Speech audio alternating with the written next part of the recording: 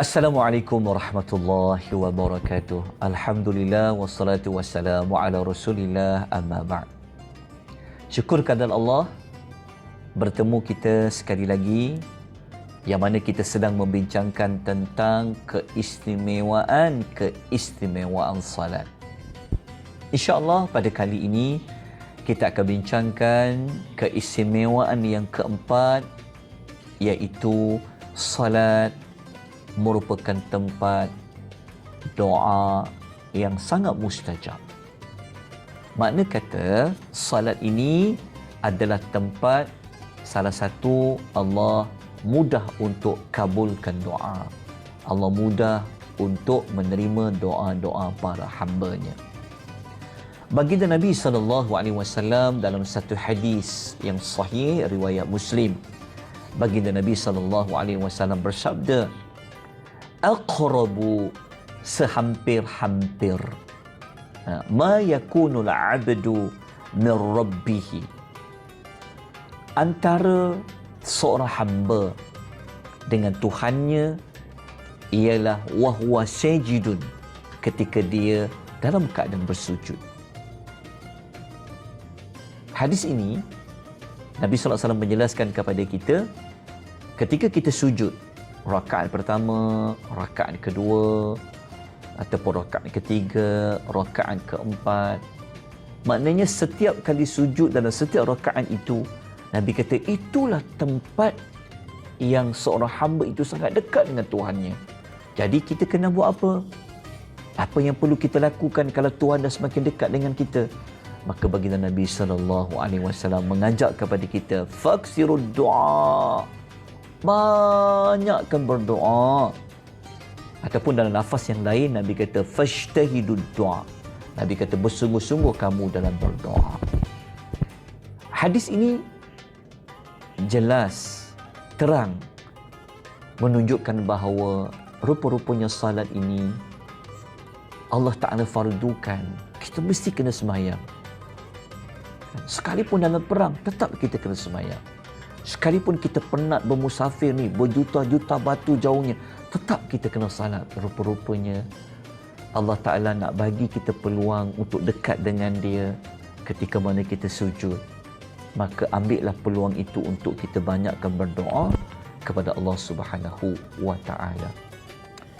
Kita nak doa apa? Ada banyak doa tuan-tuan dan puan di dalam Al-Quran. Ada banyak doa yang diajarkan oleh Nabi SAW untuk kita berdoa. Hajat kita bab dunia ke, hajat kita bab akhirat ke, semua boleh. Jadi ambillah kesempatan dalam sujud berdoa kepada Allah Subhanahu wa Ta'ala. Selain daripada ibadat sujud, daripada sujud, antara tempat lain yang boleh kita gunakan untuk doa sungguh-sungguh ni, panjangkan berdoa, banyakkan berdoa, adalah ketika mana sabda Nabi SAW memberi jawapan. Ada seorang lelaki, kata Abu Umamah radhiyallahu anhu, Nabi ditanya, ayu doa asma, doa apa yang Allah paling dengar? Maksudnya doa apa yang Allah mudah kabulkan? Di manakah? Maka jawab Nabi SAW dua, jawfal lailil akhir, pada akhir malam, penghujung malam. Yang kedua, wa duburas salawatil maktubat, iaitu di akhir salat fardu. Di akhir ni maksud apa?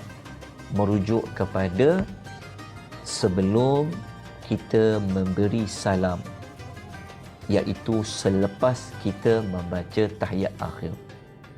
Apabila kita selesai menyebut innaka hamidun majid, sesungguhnya engkau ini adalah Tuhan yang maha hamidun, yang maha terpuji dan maha mulia, maka Nabi suruh kita berdoa sebelum kita memberikan salam. Nak doa apa? Doalah apa-apa yang kita mampu.